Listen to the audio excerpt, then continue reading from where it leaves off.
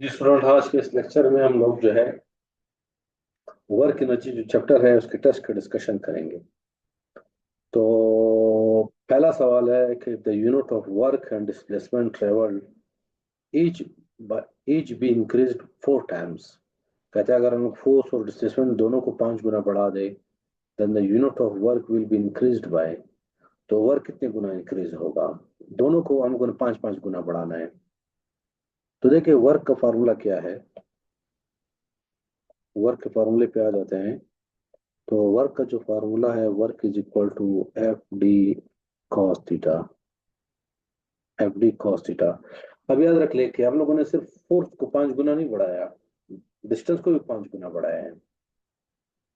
तो अगर सिर्फ फोर्स आप 5 गुना बढ़ाते तो वर्क 5 गुना बढ़ जाता। अगर सब सिर्फ डिस्प्लेसमेंट को 5 गुना बढ़ाते तो वर्क 5 गुना बढ़ जाता, लेकिन दोनों को 5 5 गुना बढ़ाया है। तो ओवरऑल जो वर्क बढ़ेगा वो, वर्क का यूनिट बढ़ेगा वो 25 टाइम्स बढ़ेगा। 25 गुना बढ़ेगा, क्योंकि देखिए 5 गुना इसकी वजह से और 5 गुना इसकी वजह से। तो ये आ जाएगा 25 टाइम्स। क्या आ जाएगा भाई? 25 टाइम्स। अभी नेक्स्ट क्वेश्चन पे चलते हैं। नेक्स्ट क्वेश्चन पे कहता है the force that acts on a body but does not work is gravitational force, friction force, electrostatic force, centripetal force. कहते हैं कौन सा फोर्स है जो जिस्म के ऊपर अमल करता है लेकिन वर्क नहीं करता? तो ये थोड़ा सा ट्रिकी क्वेश्चन है, इसका आंसर पहले से बता देता हूँ, डी है, सेंट्रिपिटल फोर्स। और वजह बताऊंगा। सेंट्रिपिटल फोर्स में क्या होता है कि फर्ज कर एक जिस्म दायरे में घूम रहा है, तो बॉडी के ऊपर फोर्स लगता है सेंटर की तरफ। उस फोर्स को कहते हैं सेंट्रिपिटल फोर्स। सेंट्रिपिटल फोर्स ये हमेशा सेंटर की तरफ होता है। अगर जिस्म यहाँ पर है तो सेंट्रिपिटल फोर्स सेंटर की तरफ होगा। सेंट्रिपिटल फोर्स सेंटर की तरफ होगा। ये हमेशा सेंटर की तरफ होता है। लेकिन याद रखिए अगर जिस्म दायरे में घूम रहा है और यू घूम रहा है, तो यहाँ पे देखिए अगर उसकी आप इंस्टेंटेनियस डिस्प्लेसमेंट देखेंगे तो इस तरफ है। अगर आप यहाँ पे इसकी इंस्टेंटेनियस डिस्प्लेसमेंट देखेंगे तो इस तरफ है। और आप चेक कर ले कि डिस्प्लेसमेंट और फोर्स के दौरान एंगल हमेशा 90 होगा। हर पॉइंट पे 90 होगा। तो जब ये एंगल 90 होगा तो वर्क का फार्मूला है W is equal to F D cos theta. जब थीटा 90 होगा तो वर्क जीरो होगा। तो सेंट्रिपिटल फोर्स जो है जिसम पे अमल करता है लेकिन वर्क नहीं करता। तो ये दूसरा क्वेश्चन हो गया। अभी चलते हैं नेक्स्ट क्वेश्चन पे। कहता है the odd force from the following is. Odd force जो है इस बुक में जिक्र नहीं किया उन्होंने, उनको जिक्र करना चाहिए था। लेकिन ये जो है नॉन कंजर्वेटिव फोर्स को कहते हैं ऑड फोर्स। तो इसका आंसर है फ्रिक्शनल फोर्स। फ्रिक्शनल फोर्स ये जो है ऑड फोर्स है। अभी आ जाते हैं नेक्स्ट क्वेश्चन पे। तो नेक्स्ट क्वेश्चन क्या कहता है? कहता है the work done by a body while converting a vertical height of 10 metre is 15 joule. एक बॉडी है जो 10 मीटर का वर्टिकल हाइट तय करती है और वो वर्क कितना करती है? 500 joule. By how much amount does the energy of the body changes.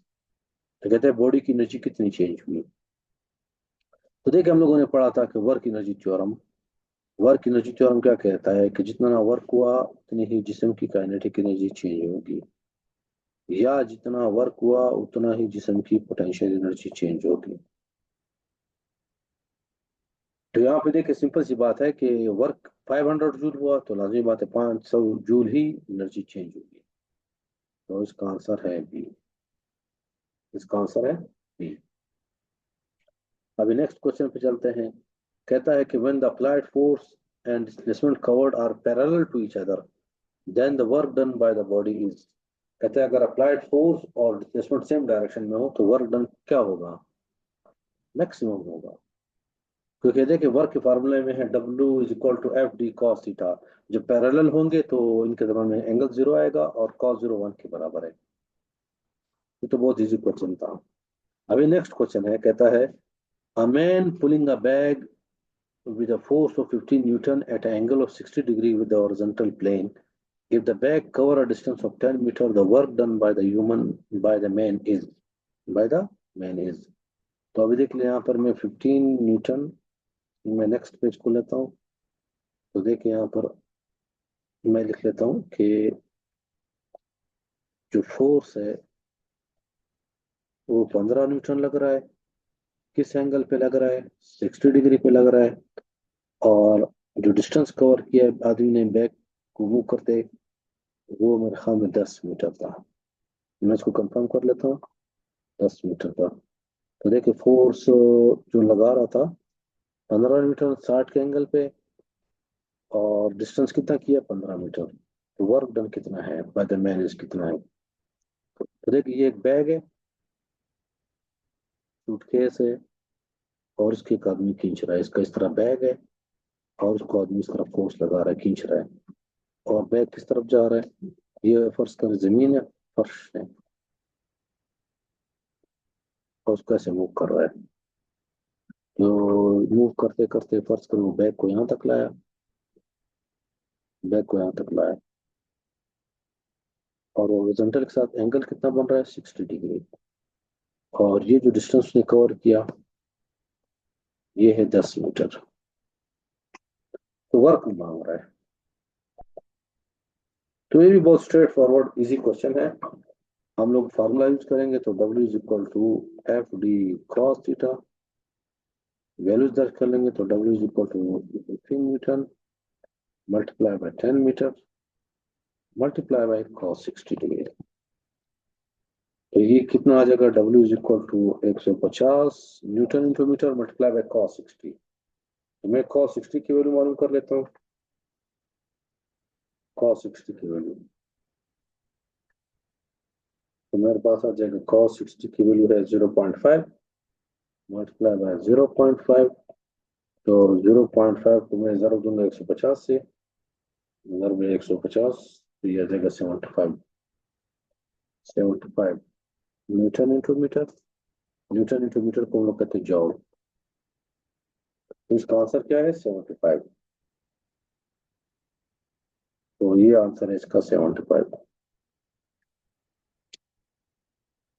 Next question है कि the area under a curve in a force and displacement graph show that work under a constant force, work done under a variable force, work done maximum force, work under a minimum force. तो देखिए ये work done by variable force है। अगर curve हो, अगर curve हो, तो देखिए कर्व, अगर कर्व हो तो देखिए इनका कहने का मतलब यही होगा कि ये फर्ज करे इस साइड पे मैं डिस्प्लेसमेंट ले रहा हूँ, और इस साइड पे फोर्स ले रहा हूँ।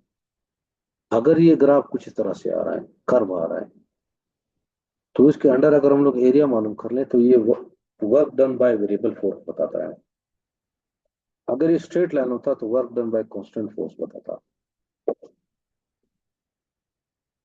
सही है तक? तो नेक्स्ट चलते हैं कि नेक्स्ट क्वेश्चन क्या कहता है कि if the velocity of body is double then its kinetic energy of the body will be. अगर कहते हैं हम लोग वेलोसिटी को डबल कर ले तो काइनेटिक एनर्जी पे क्या असर होगा? वेलोसिटी को डबल कर दे तो काइनेटिक एनर्जी पे क्या असर होगा? तो देखिए मैं लिखता हूँ काइनेटिक एनर्जी का फार्मूला क्या है? Half M V square. Half M V square kinetic energy का फार्मूला है। लेकिन ये फर्स्ट कर इसको मैं कहता हूँ बिफोर, काइनेटिक एनर्जी बिफोर, पहले इतनी काइनेटिक एनर्जी थी जब स्पीड वी था। अभी मैं क्या करता हूँ, स्पीड को डबल कर लेता हूँ। तो यहाँ पे देखिए मैं इसको रेड कलर में लिखूंगा। तो स्पीड की जगह मैं क्या लिखूंगा? 2v। स्पीड को डबल कर दिया, v को डबल कर दिया। तो अभी काइनेटिक एनर्जी कितनी होगी? तो देखिए मैं लिखता हूँ काइनेटिक एनर्जी आफ्टर। तो यहाँ पे मैं क्या लिखूंगा? हाफ एम, और v की जगह क्या लिखूंगा? 2v का स्क्वायर, क्योंकि v को डबल कर दिया। तो काइनेटिक एनर्जी कितनी हो जाएगी? काइनेटिक एनर्जी आफ्टर, तो देखिए मैं लिख सकता हूँ हाफ एम, वी का स्क्वायर हो जाएगा वी का स्क्वायर, और ये 2 का स्क्वायर हो जाएगा 4, लेकिन 4 को मैं बाहर निकाल लूंगा। 2 का स्क्वायर 4 हो जाएगा, उसको मैंने बाद में लिख लिया, बाहर निकाल बाहर निकाल के लिख लिया। अब याद रख लिया हाफ एम वी स्क्वायर ये काइनेटिक एनर्जी है before. Half M V square क्या है? काइनेटिक एनर्जी है बिफोर। तो इसका मतलब मैं लिखता हूँ कि काइनेटिक एनर्जी आफ्टर जो है ये क्या हो जाएगा, kinetic energy 4 times kinetic energy before before. देखिए जब हम लोगों ने v को डबल कर दिया तो काइनेटिक एनर्जी 4 गुना बढ़ गई। और ये काइनेटिक एनर्जी 4 गुना क्यों बढ़ गई, क्योंकि v का स्क्वायर है, सिंपल v नहीं है। अगर हम लोग मास को डबल करेंगे तो काइनेटिक एनर्जी सिंपल डबल हो जाएगी, क्योंकि m का स्क्वायर नहीं है, m का स्क्वायर नहीं है। तो देखिए इसी क्वेश्चन को आप सिंपल इस तरह भी कर सकते हो कि v को अगर हम लोग डबल कर दे तो v का स्क्वायर आएगा, स्क्वायर का मतलब 4 बार निकल जाएगा और काइनेटिक एनर्जी 4 गुना बढ़ जाएगी। तो इसका आंसर क्या है, the kinetic energy 4 times, kinetic energy becomes 4 times. अभी नेक्स्ट क्वेश्चन पे चलते हैं।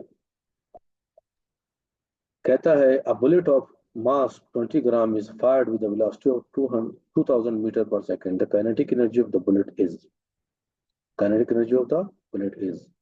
तो ये देखिए सिंपल न्यूमेरिकल क्वेश्चन है, काइनेटिक एनर्जी मांग रहा है। बुलेट का जो मास है वो 20 ग्राम है, इसको किलोग्राम में बदलने के लिए 1000 से डिवाइड करेंगे तो ये किलोग्राम हो जाएगा। तो ये आ जाएगा, ये कैंसिल हो जाएंगे तो ये आ जाएगा 2000 × 10⁻² kg।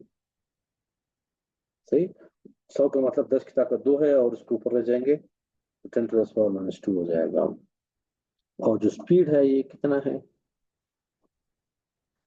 2000 metre per second, 2000 metre per second. तो अभी देखिए बहुत सिंपल क्वेश्चन है, मैं वैल्यूज दर्ज कर लेता हूँ फार्मूले में, हाफ एम वी स्क्वायर वाले फार्मूले में। तो काइनेटिक एनर्जी कितनी हो जाएगी, is equal to half multiply by 2 multiply by 10⁻² multiply by v का स्क्वायर। तो v कितना है, 2000 का स्क्वायर, 2000 का स्क्वायर। अभी देख ले, मैं ये 2 से कैंसिल हो जाएगा और 2000 का स्क्वायर लूंगा तो क्या आएगा, तो 2000 मल्टीप्लाई बाय 2000, तो ये मेरे पास ये आ जाएगा कि kinetic energy is equal to 10⁻⁻² multiply by 6 सिफर लिखना है, 1 2 3 4 5 6 और ये जॉल में आ जाएगा। अब याद रख ले कि 10⁻⁻² का मतलब है कि अशेरा को मैंने लेफ्ट की तरफ 2 डिजिट मूव करना है, 2 डेसिमल प्लेस मूव करना है। तो मेरे पास जो काइनेटिक एनर्जी आ जाएगी कितनी आ जाएगी, 4 के साथ 4 सिफर लिखने हैं, 6 नहीं लिखने हैं, जॉल। ये काइनेटिक एनर्जी आ गई और इसका आंसर क्या है, 4000 जॉल, सॉरी 40,000 जॉल, ये इसका आंसर है। तो ये भी बहुत स्ट्रेट फॉरवर्ड क्वेश्चन था। अभी नेक्स्ट क्वेश्चन पे चलते हैं।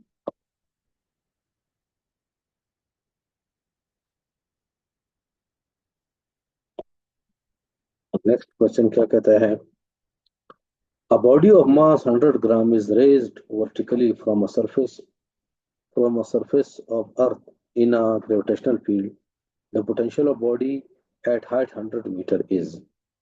तो देखिए कह रहा है कि एक बॉडी है उसका मास 100 kg है, 100 ग्राम है।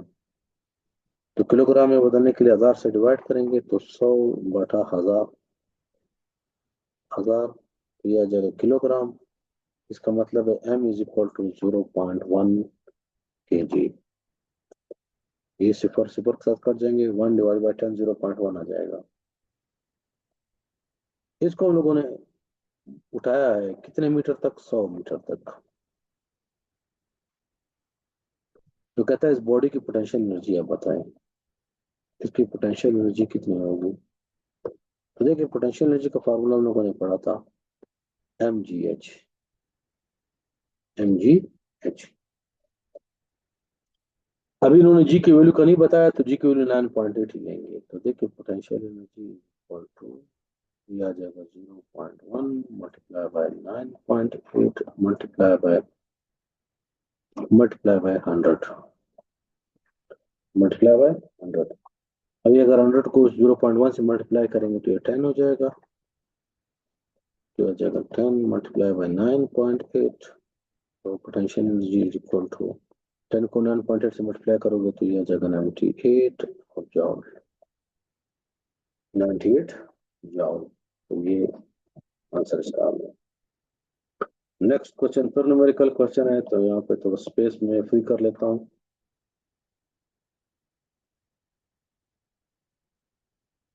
नेक्स्ट क्वेश्चन ये कह रहा है, कहते हैं what is the power of an electric motor when it consumes energy of 2 multiply by 9 multiply by 10 to the power 3 in 3 second. कहता है पावर आप बताएं एक इलेक्ट्रिक मोटर की जो कितनी एनर्जी कंज्यूम करता है, energy is equal to 9 multiply by 10 to the power 3 joule, और कितने टाइम में कन्वर्ट करता है, 3 सेकंड में। तो आप इसकी वो बताएं, पावर बताएं। What is the power of an electric motor when it consumes energy of 9 multiplied by 10 to the power 3 in 3 seconds? तो देखिए पावर को आप कह सकते हो कि वर्क डिवाइडेड बाय टाइम, या energy converted divided by time, या energy consume divided by time. तो इसको मैं कह सकता हूँ कि ई डिवाइडेड बाय टी। अगर मैं वैल्यू दर्ज कर लूँ तो ये मेरे पास आ जाएगा 9 multiply by 10 to the power 3 divided by, और ये आ जाएगा 3, और आंसर वाट में आएगा, पावर को यूनिट वाट है। तो ये आ जाएगा 3, सॉरी ये आ जाएगा, ये मेरे पास क्या आ जाएगा भाई, ये आ जाएगा 3 multiply by 10 to the power 3 watt. या इसको मैं कह सकता हूँ कि 3000 वाट, 3000 वाट। लेकिन अब याद रख लिया, यहाँ पे उन्होंने आंसर हॉर्स पावर में दिया हुआ है, हॉर्स पावर में दिया हुआ है, तो हम लोगों ने इसको हॉर्स पावर में बदलना है। तो यहाँ पे थोड़ा स्पेस बना लेता हूँ। तो हम लोगों ने पढ़ा था